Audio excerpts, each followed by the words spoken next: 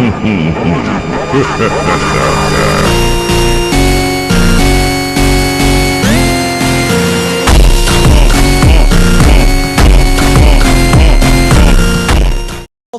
DUI arrests dismissed from arrests, all made by one officer in Goodlettsville. So it's the latest discovery by Chief Investigative Reporter Jeremy Finley into how you can be sober and still get a DUI. Welcome back to Southern Draw Law. My name is James White, criminal defense attorney, former prosecutor, former police officer. Recently, there's been a good bit of attention drawn to people who were arrested for DUI, but who were actually sober and innocent and were exonerated through the court system. Now, I've seen stories from all over the place, including neighboring states like Georgia and Alabama, but most of the attention are cases that I've seen out of the Middle Tennessee area, specifically Nashville and Goodlettsville. Since the story has come to the public forefront recently, I've had a bunch of people in my comments or in email or personally ask me about my position on these cases. And just today, I saw that Justin Timberlake himself had been arrested overnight for DUI. And the media reports about his arrest reveal what I consider to be a very big mistake that Justin Timberlake allegedly made in the process of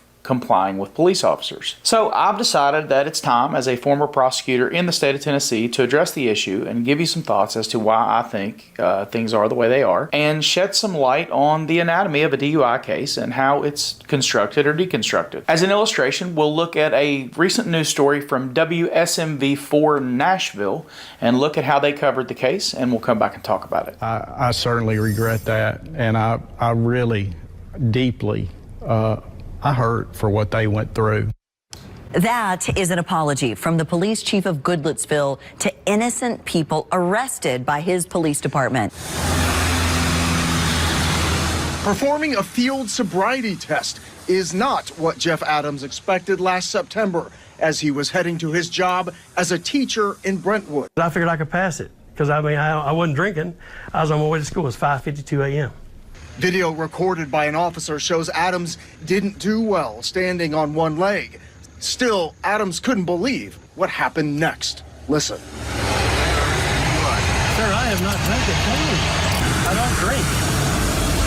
I don't smoke. I don't do drugs. And Adams wasn't lying. 4 months later, his blood test results show no alcohol, no drugs. But the arresting officer, Noah Warner, wrote he showed several signs of impairment. I don't think you're safe to operate a motor vehicle. Can I call my school to let them know that I need a substitute? The case against Adams was ultimately dismissed. The damage, though, was already done. It was the most traumatic experience to know that I'm being arrested. I'm about to be fingerprinted, mugshotted.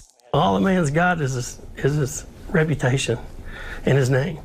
And it's getting smeared, and I didn't appreciate it. Chokes you up a little bit. It does. And a WSMV4 investigation found this isn't the only DUI arrest made by Officer Werner that was dismissed. Turns out Adams is the third sober driver to be arrested by Werner for a DUI last year. There's a problem. There's a pattern, is what this is. I certainly regret that, and I really deeply I hurt for what they went through. Chief Gary Goodwin is Warner's boss at Goodlettsville Police. If you had just one case, that would be one thing. But in this officer's case, you have 3 people who were sober and arrested for DUI. So what does that tell you? It doesn't necessarily tell me anything. Obviously, it's concerning. You hate it for these 3 people. Goodwin admits he's frustrated by the situation. Look at the reports. All 3 drivers, including Adams, showed multiple signs of impairment. In one case, a driver had a half-empty beer can in the driver's side door, but they were all found to be sober. I'm looking at them and I'm saying, I'm not sure how I fix this. And an ongoing WSMV4 investigation shows it's not just Goodlettsville. Police are arresting sober people for DUIs all over the mid-state.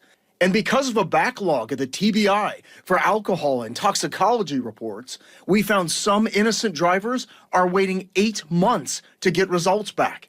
And in many times, sober drivers are asking for breathalyzers. Listen.